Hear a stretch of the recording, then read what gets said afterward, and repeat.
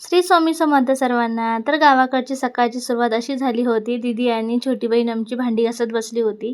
काल रात्री खूप लेटने पण जेवलो होतो आणि आलो पण लेटने होतो. त्यामुळे सर्वच कामं लेटने वगैरे झाली होती. त्यामुळे रात्री काही भांडी घासली नव्हती. त्यामुळे सकाळी उठल्या-उठल्या दीदी आणि छोटी बहीण सर्वच भांडी गोळा करून इथं बाहेर भांडी घासायला बसली होती. त्यानंतर मी आणि भाऊजी इथं आमच्या बाजूलाच चिंचेचं खूप मोठं झाड आहे. खूप वर्षापूर्वीचं आहे ते. इथं चिंचा धरल्या का नाही बघायला दोघं गेलो होतो. आणि आज रविवार असल्यामुळे ना पप्पा सर्वजण आम्ही बहिणी एकत्र होणार होतो. त्यामुळे पप्पांनी इथं आज नॉनव्हेज करायचं ठरलं होतं. त्यामुळे पप्पा गेले होते बाजार आणायला आणि पप्पा आले तसे मी आणि भाऊजी इथं बाजार काय आणलं होतं ते सर्व पिशवीतून बाहेर काढून वगैरे ठेवला. त्यानंतर बाकी स्वयंपाक वगैरे करून घेतला आणि जेवणही करून घेतलं होतं. दुसरी बहीण एक आज येणार होती. तीही दुपारी आली होती. त्यामुळे आम्ही सर्वजण एकत्र छान दुपारी गप्पा मारण्यासाठी बाहेर बसलो होतो.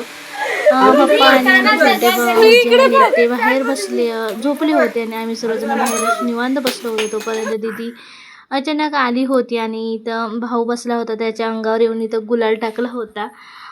अचानक आल्यामुळे सर्वजण आम्ही जोरात मोठ्याने असं ओरडलो वगैरे आणि असं नंतर खूप अशी मस्ती वगैरे करत बसलो होतो. कारण आम्ही सर्व बहिणी भाऊ सर्वच आज एकत्र जमलो होतो.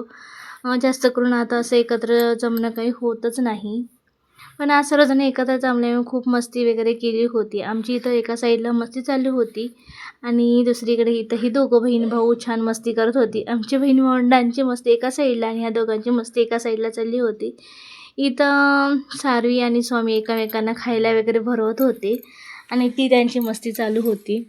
त्यानंतर आज आमच्या दुपारी शेतामध्ये ना कुणाच्या तरी शेळ्या आल्या होत्या. त्या इथं आम्ही बांधून ठेवल्या होत्या. त्याच्यासोबत इथं स्वामी आणि भाऊजींचे काही नाही का चाललं होतं. मला वाटलं स्वामीने पहिल्यांदाच बघितलं होतं त्यामुळे घाबरेल वगैरे, कारण त्याचा जास्त काही संपर्क जनावरांसोबत येत नाही. पण खूप छान स्वामी त्याच्यासोबत खेळत होता.